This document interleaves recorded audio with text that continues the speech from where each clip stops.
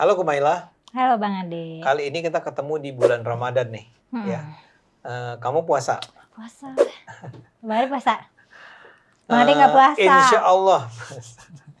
Saya suka bingung deh dengan orang Insya Allah karena belum maghrib ya. Kita belum belum maghrib. tahu nih bakal selesai apa enggak puasanya gitu.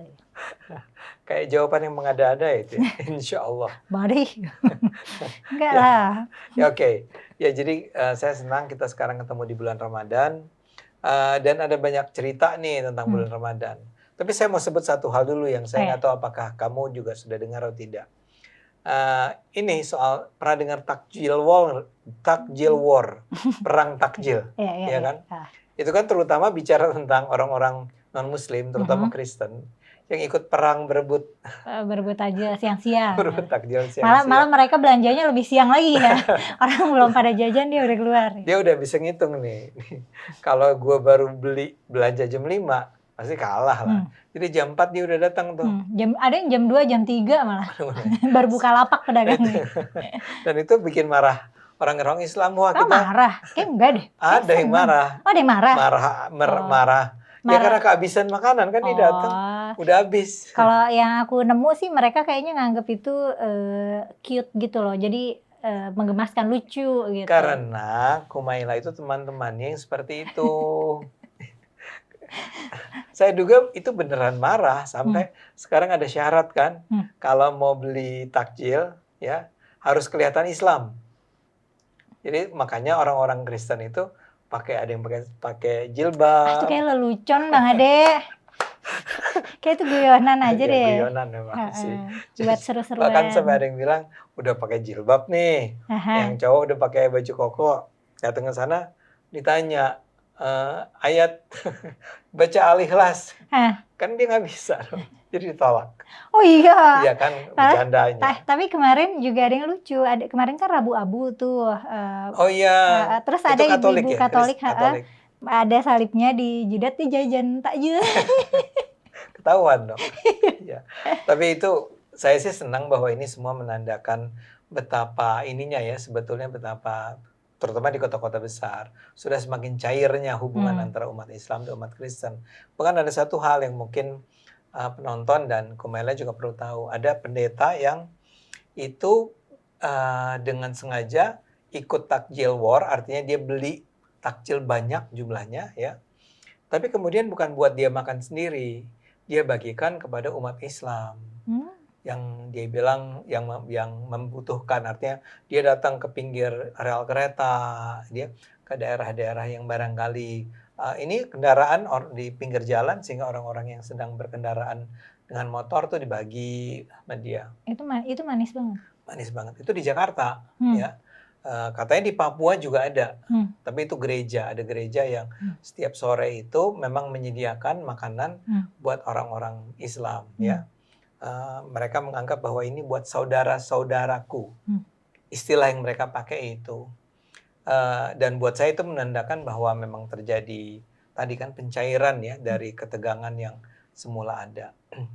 Tapi pada saat yang sama nih, Kumaila, kita harus juga sadar nih, harus ingat bahwa pada saat yang sama, saat ini kita juga masih mendengar tuh, adanya misalnya, saya nggak sebut kotanya kali ya untuk sementara ya, ada di kota-kota tertentu, di mana tetap ada peraturan yang melarang ya penjualan makanan pada bulan Ramadan pada siang hari. Yang ya apa pendapatmu? Dirazia gitu ya? Dirazia. Bukan cuma dilarang jadi ya, yang buka tuh dirazia, diambil ininya, alat-alat panci masaknya segala macam. Dan pasti yang kena sasaran ada pedagang-pedagang kecil. Hampir pasti ya. Iya. Menurut aku sih itu peraturan yang zolim ya, karena kan. Zolim ya. Iya. Karena kan yang puasa bukan cuma orang Islam doang loh. Enggak, bahkan yang orang Islam aja banyak yang nggak puasanya, perempuan yang menstruasi, perempuan yang hamil menyusui, anak-anak yang belum balik. Iya. Atau yang nggak puasa aja. Orang Islam tapi nggak puasa gitu. Dan bisa jadi jumlahnya orang yang nggak puasa itu lebih banyak dari yang puasa. Gitu. Iya, mungkin sekali. Dan itu kan kalau ngomongin orang yang puasanya ya, ini ngomongin dia kan mencari nafkah dari situ. Dan bisa jadi pedagang-pedagang kecil tuh hidupnya harian kan, maksudnya pemasukannya Ya. hari ke hari gitu. Ya, ya. Menurut aku sih jadinya itu sangat zolim gitu. Karena kan kalau orang yang berpuasa, mereka kan sudah punya tanggung jawab pribadi untuk menjaga dirinya dari makan dan minum. Bukan salah pedagang kalau dia jajan siang-siang. Ini dia lagi berpuasa, terus jalan, sering jualan, terus dia tertarik, terus dia makan. Ya itu bukan salah pedagangnya ya, itu kan salah dia yang gagal untuk mengelola nafsunya. Soalnya kan intinya puasa itu kan menahan diri kan. Kalau misalnya kita mau menahan diri tapi dimanjain gitu, kita nggak ada godaannya sama sekali, itu kan bukan menahan diri. Ya itu dimanjain, emang nggak dikasih akses terbuka gitu untuk menahan diri gitu. Jadinya kalau kayak gitu biasanya kan ini, jadi bulan puasa itu adalah bulan untuk menahan diri, ya dari makan minum, dari marah, dari gosipin orang, dan banyak ya sebenarnya listnya gitu. Terus nanti setelah sudah selesai bulan puasa, kita menyambut hari kemenangan. Karena kita sudah menang nih, kita sudah menang, kita sudah berhasil menahan diri. Ya tapi kalau misalnya pas lagi bulan puasa ya kita malah razia-razia, nutup paksa, kita menang dari apa coba? Emang gak ada yang jual makanan gitu. Iya, nggak ada yang menggoda gitu. Nggak ada yang menggoda. Dan lagian juga kalau misalnya dia puasa terus ada yang dagang, itu kan makanan berarti bukan buat dia bukan target customernya. Iya. Nah tapi Mela menggunakan istilah yang menurut saya keras tuh ya, itu zalim ya. Iya, zalim kan sewenang-wenang, tidak menempatkan sesuatu pada tempatnya. Ini buat para pejabat di sejumlah kota yang merasa masih melakukan ini, ingat ya, menurut Mela dan menurut saya ini zalim. Hentikanlah itu ya. Karena pertama adalah dalam Islam itu kan sebetulnya seorang yang gimana sih aturannya? Saya Muslim, tapi saya memilih tidak berpuasa. Itu adalah hak saya kan? Iya. Kalau hak ya hak, tapi dosa ya dosa gitu. Ya, dosa karena itu kan adalah kewajiban. Tapi itu bentuknya kan kewajiban, sebutannya tuh kayak fardu ain, kewajiban yang sifatnya individu. Individu kan ya. Jadi bukan kewajiban yang kolektif apa? Ya, kifayah. Kifayah. Kalau fardu kifayah itu artinya harus dilakukan bersama-sama. Oke. Nah, itu jelas ya, itu fardu ain jadi ya. Sholat juga fardu ain. Artinya kan gini, boleh nggak saya simpulkan? Mestinya, ya, bila ada seorang individu tidak melakukan kewajiban yang sifatnya atau statusnya fardu ain, kewajiban yang berlakunya secara individu, harusnya orang lain nggak bisa melakukan apa-apa kan? Iya, nggak boleh, karena itu melanggar hak jadinya. Oke. Apalagi kalau kita juga puasa ya. Kalau kita ya puasa, masa kita melanggar hak orang yang nggak berpuasa? Yang tugasnya menahan diri kan kita. Oh iya. Orang yang nggak puasa kan berarti mereka tidak punya restriksi menahan diri karena mereka nggak puasa gitu. Nah cuman kadang-kadang di kita tuh esensinya jadi kebalik. Kadang-kadang orang yang puasa ya mungkin karena lapar ya jadi sensitif gitu. Tapi kan di situ tantangannya ya. Jadi suka marah-marah. Kalau misalnya ada tuh video yang aku lihat yang dia ngelihat ada cowok-cowok ngerokok terus dia marah-marah gitu.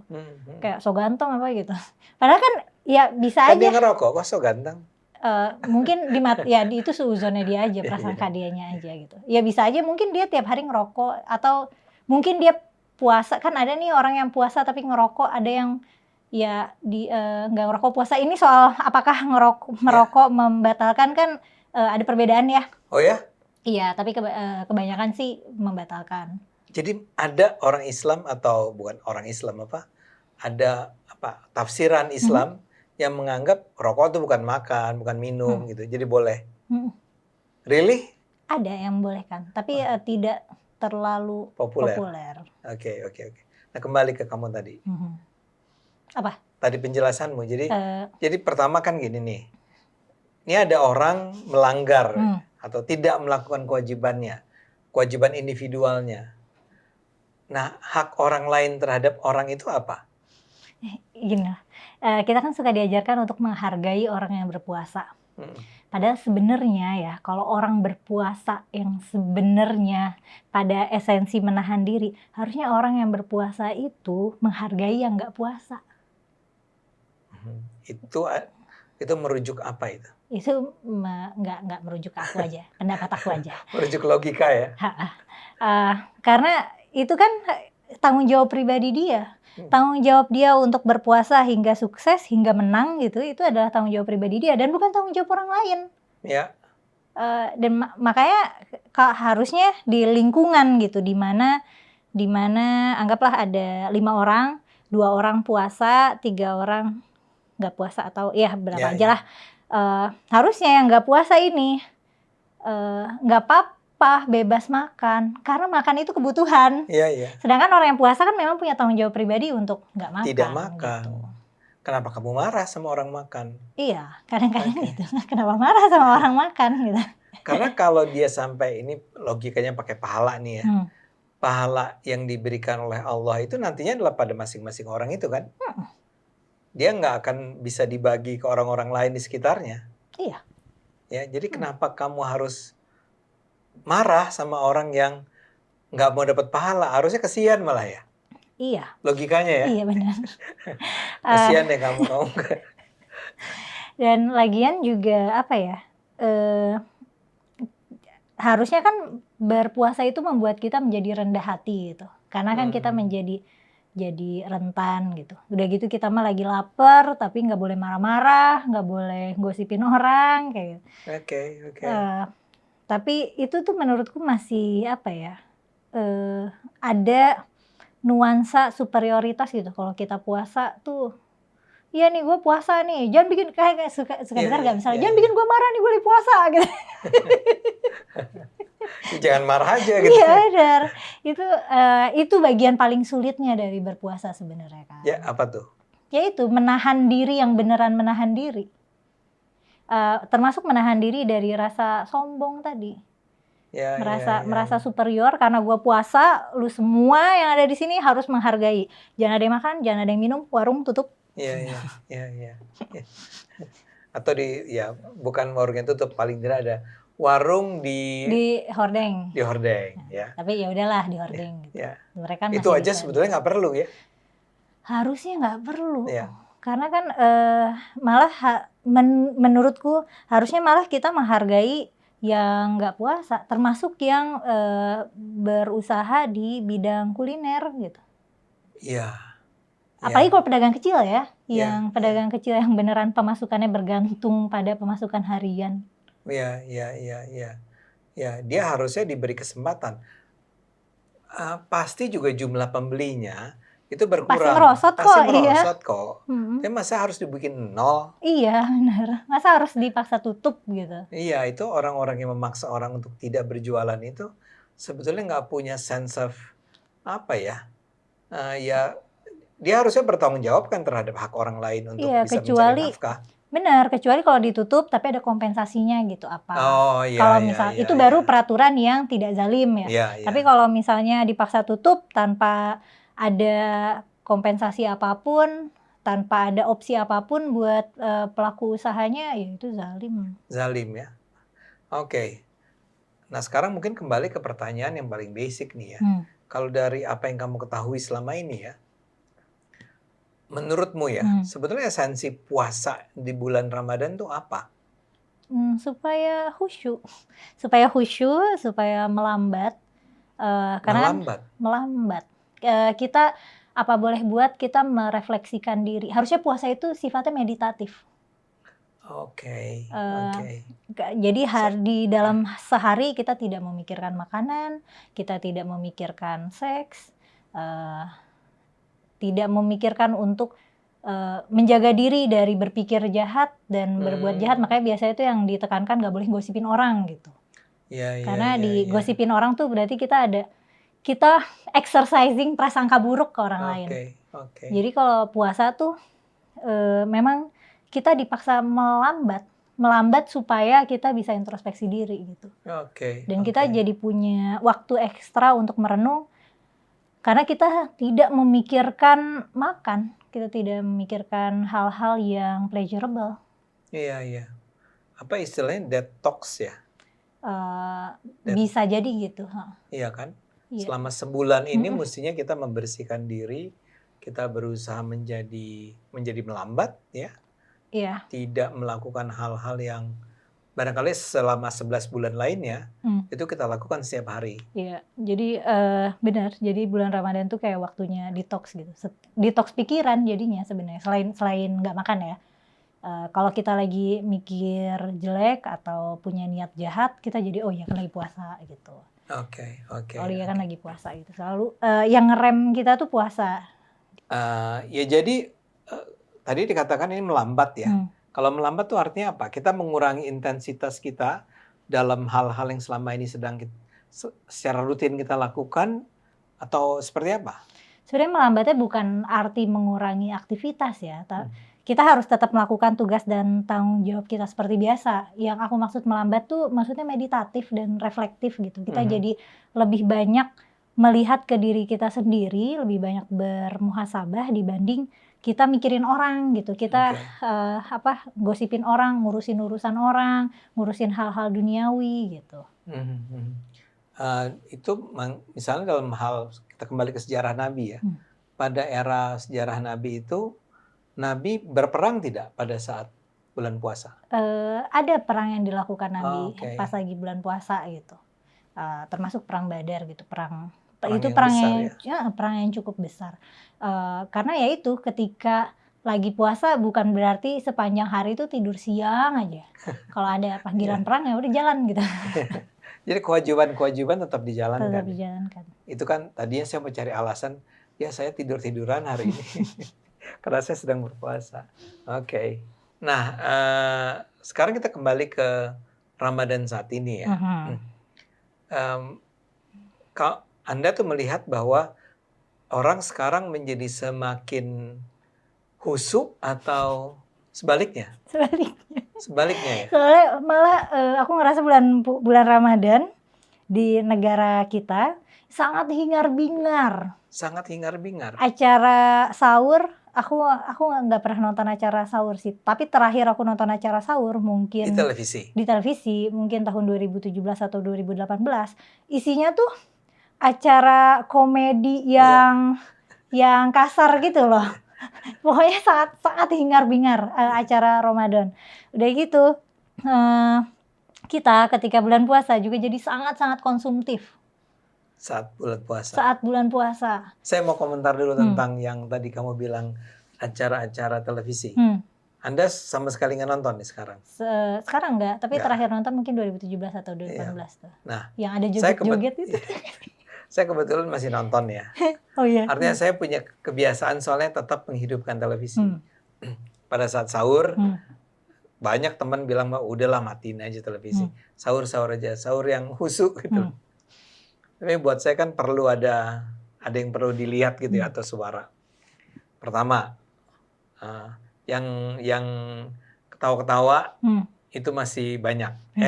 Masih ada. Mungkin nggak masih banyak, tapi masih ada. Terus dan penuh iklan. Penuh iklan, benar. Penuh iklan dari ujung ke ujung. Terus tapi yang menarik juga bahkan ada yang saya nggak tahu ada nggak sih yang tausiah ya, tapi ada kayak lomba mengaji gitu ya. Tapi yang menarik paling tidak yang saya ingat kalau TV nasional 2 channel itu isinya film Hollywood. Dan Hollywood itu Hollywood yang blockbuster gitu, yang penuh yang ramai, yang berantem, yang apakah itu Avengers kayak level-level begitu. Jadi orang lagi sahur itu filmnya film X-Men gitu loh, atau film Batman atau apalah. Sebetulnya memang betul-betul sahur itu jadinya di televisi ada sih sebagian yang cukup sopan ya. Tapi betul-betul hingar-bingar pakai istilahmu. Dan sangat kapitalistik. Isinya jualan. Jualan. Jadi ada sebuah acara yang isinya tuh adalah diisi oleh sekitar 5 atau 6 komedian ya. Dan masing-masing komedian tuh akan jualan. Yang satu jualan mie, yang satu jualan makan, yang satu jualan itu loh. Ya. Di satu sisi ya bagus ya jika bulan Ramadan itu meriah gitu, kita memeriahkan Ramadan, tapi itu beat the purpose dari Ramadan gitu. Oh, apa itu? Harusnya Ramadan itu tidak meriah. Memang itu justru waktunya kita lebih pelan. Kita lebih banyak melakukan muhasabah atau refleksi diri gitu. Terus nanti juga kan itu malah jadi kayak festival kuliner. Kita lagi puasa mikirin makanan, nanti buka mau apa, nanti mau ini. Udah mikirin restoran ini itu gitu. Padahal katanya kan puasa itu untuk mengingatkan kita deritanya orang miskin yang tidak makan. Tapi enggak, kita tidak menderita. Puasa kita sangat hedon. Soalnya kita tahu nih nanti maghrib kita bakal makan enak, kita bakal makan besar. Sedangkan kan saya mulai merasa bersalah. Sedangkan kan kalau orang miskin mereka lapar, mereka nggak tahu mau bisa makan enak kapan gitu. Jadi sebenarnya ketika dibilang itu untuk kita bisa merasakan penderitaan orang miskin dalam konteks Ramadan yang hingar-bingar festival kuliner ini, ya itu tidak tercerminkan jadinya. Jadi merasakan penderitaan orang miskinnya dalam arti dia nggak makan kali ya. Itu udah cukup. Iya. Tuh rasain tuh, itu tuh orang miskin tuh sepanjang siang itu selama ini juga nggak makan. Iya. Kamu juga merasakan ya. Supaya kita tumbuh empati gitu. Karena ketika di luar jam puasa gitu, orang pada umumnya kan makan tuh disiplin ya, makan 3 kali sehari. Jadi kita nggak sempet ngerasain lapar yang melilit gitu kayak waktu bulan puasa. Nah di bulan puasa kita dikasih kesempatan untuk menderita seperti itu gitu. Tapi dengan bayangan nanti nih maghrib ada apa aja nih? Udah jajan banyak. Nanti dia malah jadinya ini makan banyak, kan banyak nih orang-orang yang bulan puasa malah timbangannya naik. Oh iya. Iya banyak. Oh, iya? Ditambah lagi kan karena buka puasanya pakai manis-manis gitu. Oh iya. Pakai manis-manisnya banyak gitu. Karena itu dianjurkan sih ya. Sebenarnya dianjurkan, cuman kan memang kan buat kayak surging energi pas abis buka. Sebetulnya. Cuman kan tidak berlebihan juga. Nah sementara orang-orang Islam ini manis-manisnya udah kolak, ada cendolnya, ada pulang taraweh jajan lagi. Soalnya bedanya sama zaman Nabi, kita sekarang di zaman ketika udah ada listrik, udah ada kompor gas, kita punya kulkas, jadi kita bisa nimbun makanan, dan kita bisa begadang. Untuk makan. Iya, kalau zaman Nabi kan nggak bisa begadang. Habis Isya kehidupan udah nggak ada, udah gelap. Tidur, pagi-pagi sahur. Mulai terus siang, mulai beraktivitas. Kalau kita biasanya Ramadan ini kan begadang. Karena kita baru punya tenaga. Sepanjang siang kita layu. Sepanjang siang kita melambat tiduran, benar dong. Tiduran. Tapi ada nih yang toksik Bang Ade. Ada hadis palsu yang bilang kayak tidurnya orang puasa itu berpahala, tapi itu hadis palsu. Jadi sebenarnya nggak benar. Jadi sebenarnya meskipun melambat bukan berarti bermalas-malasan gitu loh. Maksudnya melambatnya tuh dalam arti melambat secara mental, secara ambisi gitu. Jadi biasanya di hari-hari yang lalu kita sangat hektik, sangat hustling ambisius, Nah karena ini kita lapar, kita apa boleh buat? Kita nggak mikirin makan, kita banyak ibadah kan disaraninnya kan banyak ibadah gitu. Karena kita banyak ibadah, kita harapannya kita bisa terkoneksi sama diri sendiri dan terkoneksi ke Tuhan gitu. Oke. Sembari bisa merasakan penderitaan manusia lain. Harusnya tadinya gitu. Harusnya tadinya begitu. Yang sekarang terjadi. Kalau gitu saya kembali mengingat yang pendeta yang tadi saya sebut. Itu justru dialah yang menjalankan semangat Ramadan dengan baik. Jadi karena dia tuh membagi-bagi, dia milih tempatnya. Jadi nggak bagi-bagi rame-rame sesama orang kaya gitu loh. Tapi dia memang memilih orang-orang yang terpinggirkan. Terpinggirkan, di pinggir rel kereta, dia datang ke sana. Dan betul-betul orang-orang yang tinggal di rel kereta itu kalau saya lihat videonya, itu berduyun-duyun gitu loh. Jadi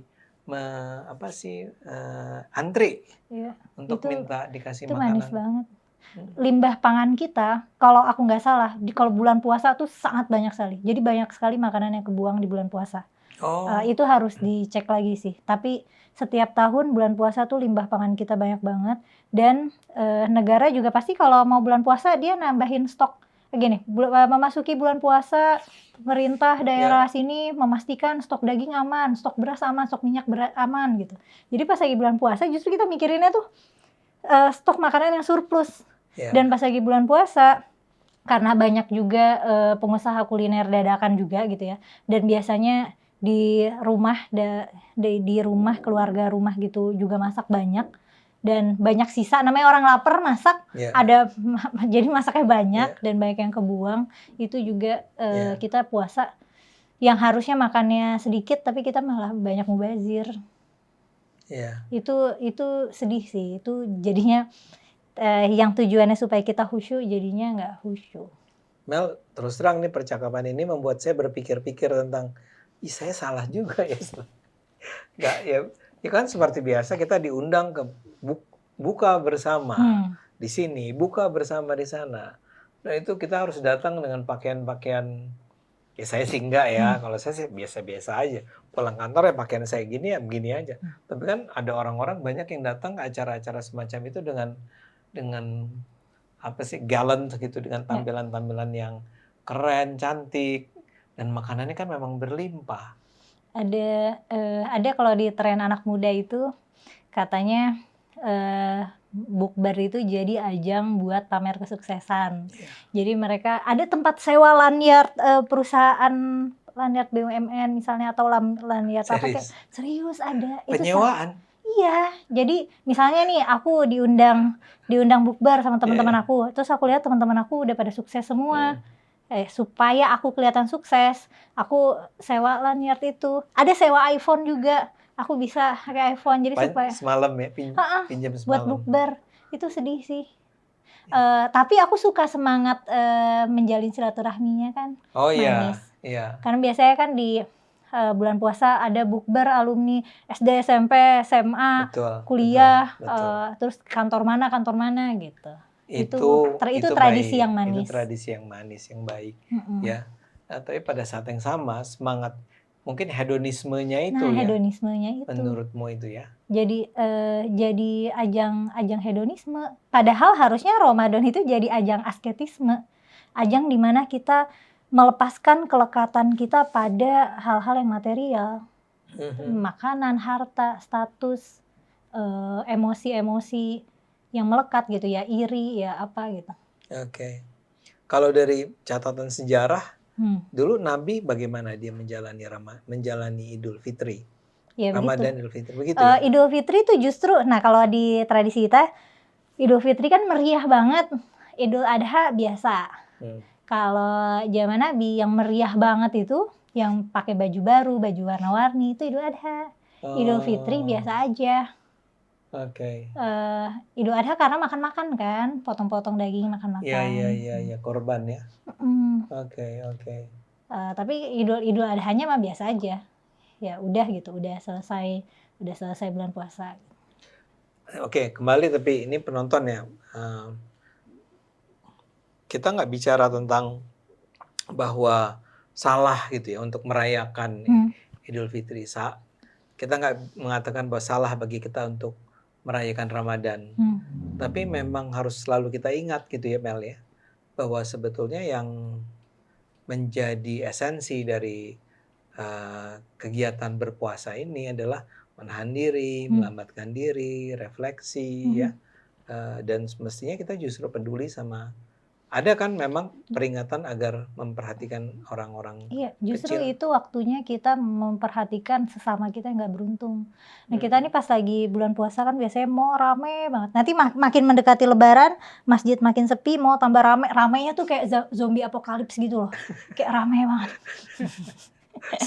Zombie apokalips. Saking ramenya itu penonton tahu ya yang dimaksud ini ya. Zombie apokalips. Penuh orang yang berjalan-jalan tanpa tujuan. Menjelang Lebaran biasanya kan cari barang-barang baru ya, baju baru, ini baru, dan biasanya juga karena udah liburan ya kan. Tapi sebenarnya mendekati Lebaran tuh itu saatnya kita merayakan kemenangan bersama orang-orang yang nggak beruntung gitu. Makanya aku tuh sangat kagum banget sama orang yang bisa misalnya beliin baju baru tapi buat anak-anak yang nggak beruntung, atau yang Lebarannya misalnya bareng sama anak-anak yatim, kayak gitu tuh aku kagum banget.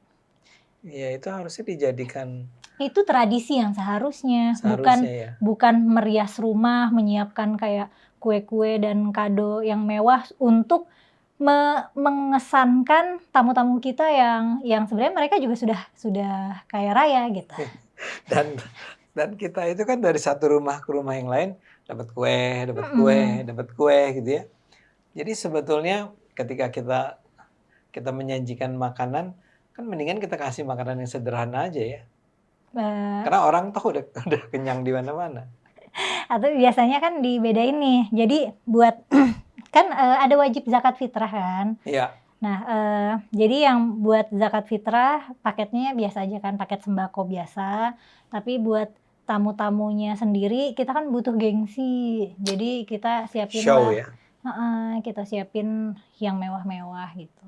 Mhm, Padahal mhm. itu ada, sebenarnya ya nggak apa-apa sih mewah-mewah, mungkin standarnya emang segitu. Tapi itu juga sebenarnya kesempatan buat supaya yang menderita tuh bisa, menang juga gitu. Kita mengajak Ya. mereka, di hari kemenangan untuk sama-sama menang gitu. Saya berpikir tentang cara terbaik untuk kalau kita peduli sama orang-orang susah, apa ya? Aduh itu kan, kalau misalnya mau sampai tuntas itu kan harus ada programnya ya, Iya, nggak usah. harus. Tapi kita aja in our daily lives. Aku juga nggak pernah ketemu orang susah Bang Ade. Ya, Maksudnya, ya. ya apa boleh buat kan kita hidup Di ya lingkungan. commute kerja gitu. Ya aku paling kalau ketemu ya ketemu Bang Ade, ketemu teman kerja gitu. Iya, Maksudnya iya, iya. tidak ada bersentuhan langsung sama orang-orang yang kurang beruntung gitu. Mhm, mhm, mhm. Mesti memang betul ada program-program yang secara Ada khusus program dirancang. yang dirancang dan memang itu teruji dampaknya efektif gitu. Ya, karena kalau dipikir-pikir memang sebenarnya kalangan yang tidak mampu itu di era Ramadan ini kan juga nggak dapat bantuan apa-apa ya. Harusnya dapat dari Baitul Mal. Jadi kan, ada Oh, tuh seusai ini menjelang kan Ramadan, heeh, menjelang Ramadan. menjelang Ramadan. Tapi sepanjang Ramadan kan enggak. Sepanjang iya benar. Jadi ketika Anda mengatakan terjadi perayaan yang luar biasa di kalangan menengah ke atas, kalangan menengah ke bawah betul-betul jadi penonton saja kan. Mhm. Dulu waktu zaman Nabi kan ada Baitul Mal kan. Maksudnya jadi orang-orang miskin itu di kalau dirawat dirawat, oleh Baitul Mal itu kayak badan mungkin setara dengan badan zakat nasional ya. Mhm. Cuman itu kan manajemennya kayak langsung bersamaan dengan kepemimpinan Nabi gitu. Oke, oke. Kalau di kita kan ya nggak tahu sih, Bang Ade yang lebih tahu kayaknya program, pemerintah dalam mengentaskan kemiskinan ya. Iya sih, tapi ya yang sedihnya saya baru aja dengar seringkali bantuan-bantuan kepada rakyat kecil itu dimakan Mhm, oleh mereka yang punya otoritas. Tapi kita nggak bicara itu. iya, Jadi, tapi saya rasa kita semua harus sadar nih kan, ingat dengan apa yang diingatkan, apa yang disampaikan oleh dalam percakapan ini, yaitu bahwa sebenarnya Ramadan itu adalah tempat di mana kita berefleksi, kita berenung, kita melambat, dan kita peduli pada orang-orang yang tidak mampu, orang-orang yang selama ini tertinggal dari iya, kalangan menengah ke atas. Dan gimana caranya agar kalangan menengah ke atas itu bisa mendedikasikan waktunya, hartanya sebagian gitu, energinya untuk kepentingan masyarakat di kalangan bawah ini, ya.